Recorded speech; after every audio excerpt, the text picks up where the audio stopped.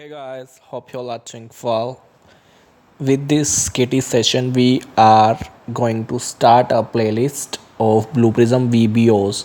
In this session, we will see Blue Prism VBOs and their actions, and in upcoming sessions, we will see the use of actions of all the VBOs.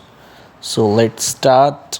In some of the interviews, they ask the question means how can we perform this action, and then we need to provide the name of the action and the VBO with the help of which we can perform that particular action. For example, interviewer can ask how can we read an Excel file, then you need to tell all the actions. So for this you should be aware of all the VBOs and their actions name. So in this session we will show you the VBOs and their actions. A few moments later.